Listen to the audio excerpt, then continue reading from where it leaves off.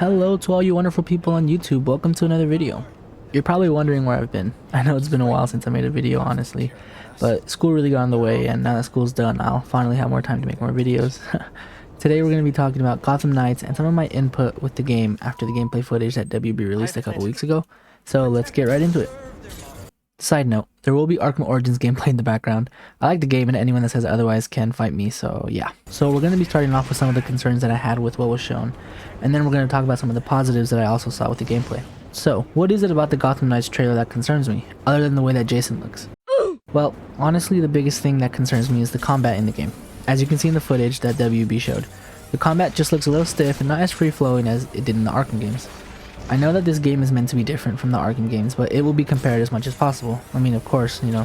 One thing that stood out to me was how in one point of the footage, Nightwing kind of just jittered from one side to another, like if the person that was controlling him moved the analog stick in the other direction.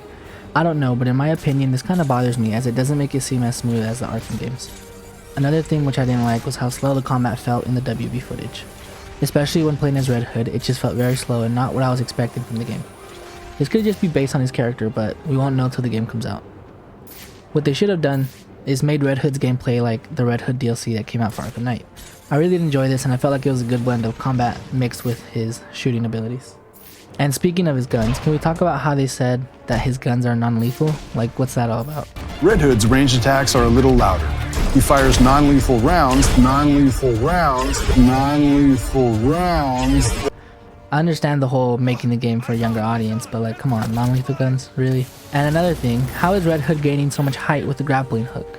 It literally looked like he was flying, and honestly, it was something that really stood out to me in my opinion, because it just didn't really look that realistic.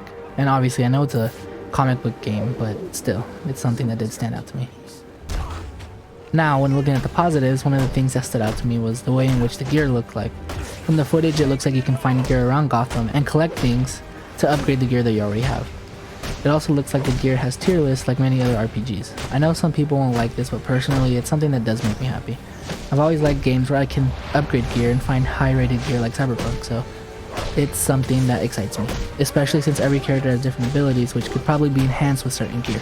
Another thing that I liked from the footage was the way in which the motorcycle looked. Definitely having missions on the motorcycle will be fun, and hopefully they don't rely on it too heavily like in Arkham Knight and the Batmobile.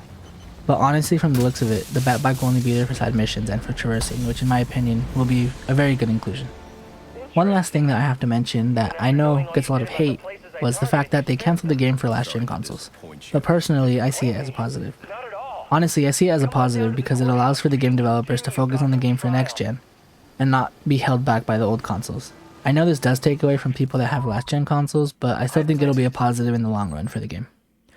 I'll also include an honorable mention, being that there are no microtransactions which will be part of the game, which is always a positive to not have it turn out like another superhero game.